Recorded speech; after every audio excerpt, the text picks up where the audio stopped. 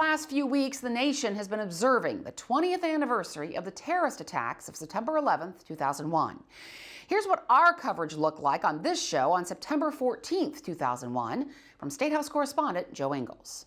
The terror could be seen live on television sets throughout the building. As all of this was happening, people in charge of the Statehouse quickly decided to secure the well-known public icon.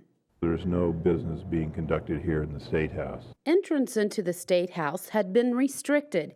Guards had been posted at each door. Joe, I think this is the time for us to be paranoid, not panicky. And when anything of this magnitude, which we've never faced before, happens, people want to be with their loved ones. I can certainly understand that. I think we know what the country felt like on December 7th now. A state of war does exist, as it's been so dramatically thrust upon us today. We need to make sure that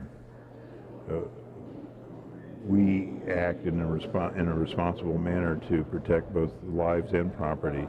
And that's what we're doing here today. All non-essential employees were trying to get out of the parking garage, but that wasn't easy. Downtown Columbus streets were jammed because many other people were trying to leave at the same time.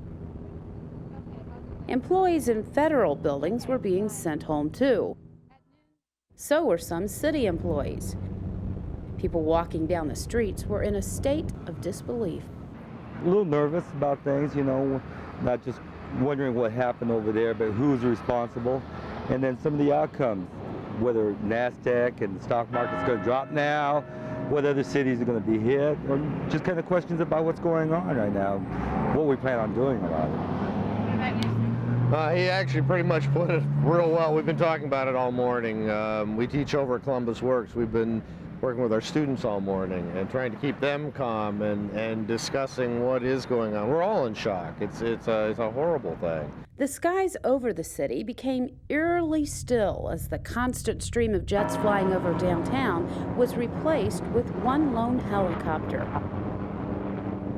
Travelers at major airports around the state found themselves stranded as federal authorities ordered an indefinite end to all commercial flights. Meanwhile, leaders in cities throughout Ohio were telling residents of their communities to remain calm. Our emergency operations center is in full tilt right now. The city of Columbus is taking measures. Let me emphasize that the city of Columbus, there is no indication of any threat against our city or our citizens at this time. And we have been in constant, minute-by-minute communications with the appropriate federal and state authorities to monitor the national situation. Flags outside the Statehouse were lowered to half-staff. Governor Taft wanted Statehouse reporters gathered inside his office to understand how he felt about the attacks. There's no question this will change how we live our lives, and particularly it will change how we travel by air. But there may be many other impacts as well in terms of how we move, how we travel. There could be an impact at the national level in other ways as well. Certainly there's going to be, I'm sure, tremendous investigation by the Congress and by the administration into our security procedures, our intelligence systems, to determine how this could have happened and how we can prevent it from ever occurring again. Taft told reporters a 70-member Ohio task force trained in search and rescue missions was already helping victims some 500 miles away. And he urged all Ohioans to help by saying prayers for the victims and the rescue workers, but that wasn't his only suggestion. A few hours ago, I spoke to a special assistant to New York Governor Pataki to offer our assistance. And I want to encourage Ohioans to accept the offer and the request of Governor Pataki and Mayor Giuliani for donations of blood. A blood bank in central Ohio was packed as people poured in to give the gift of life. People trying to cope with the tragedy packed the Statehouse atrium. subjecting themselves to security searches to take part in one of the largest memorial services ever held in the building. Oh Lord, please fill our hearts right now and the grieving that we're going through. Let there be peace on earth, and let it begin with me. Ohioans continued to look for ways to cope with the crisis. Thousands took part in a fund drive for the American Red Cross, sponsored by some local radio stations. Organizers said some people driving through the line were giving hundreds of dollars for the cause. And people showed their support in another way. Stores selling flags reported a spike in the number of people wanting to buy Old Glory to show their patriotism. At one point, just hours after the tragedy, Ohioans who looked skyward could see a clear symbol of the nation's resolve: President Bush and his military escorts returning to Washington. Jo now joins me to talk about that and what's happened since. So Jo, what sticks out at you as you watch your coverage from 20 years ago? Well, aside from the fashions and those sort of things. The technology. The technology, we could go down that road. But anyway, the thing that really sticks out to me is how real this was. We had our bureau chief at that time. Your predecessor, Rob Schober, was stuck out in California, couldn't get back. So Bill Cohen and I were doing the show on our own, and Bill actually hosted the show. But more than that, I remember the bravery of the people involved. Task Force 1, the group that helps with search and rescue here in Ohio, they went out to New York City to assist in the recovery efforts. And Laura Bischoff, the reporter now for USA Today Network and the Ohio Bureau, she's one of them, she was with the Dayton Daily News back then. And she went to Ground Zero with Ohio Task Force 1.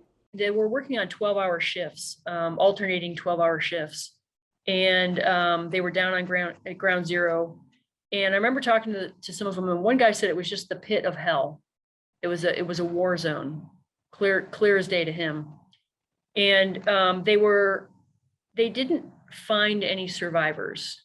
They found kind of like the mundane things, like, the sweater somebody had on the back of their office chair or office memos, and then gruesome things like a human foot. They were in very dangerous situations. I mean, it's a smoldering disaster site that, stretches across an entire lower Manhattan, really. And they were rappelling into tough spaces and doing the work very methodically. And I think it was just really emotionally draining for them as well as physically demanding. Well, I'm struck when watching the coverage that you did back on September 14th, 2001, during that time of panic and uncertainty and fear, something that we are familiar with right now, there was a drive to come together and to try to help each other for the most part. Though Muslims, immigrants would say that that's not the love and message that they felt. That was not their perspective, especially in the aftermath of the attacks. What do you recall about the mood and approach people had to daily life, as well as to watching what happened afterwards? I also recall the fear and the uncertainty that was surrounding that time, and people didn't know whether Ohioans were going to be a target, and that made it very, very scary for some folks. But it also was a great time of unity, and my colleague at the time, Bill Cohen, remembered that. I think there was a strong sense of unity right after 9/11, and not just unity, but we all kind of took a step back, and even our leaders said, this shows how precious life is, and let's not spend our lives with unimportant things. Tonight, go home, hug your wife, hug your husband, hug your children, spend time with them, fill your life with the important things. And I thought that was so beautiful.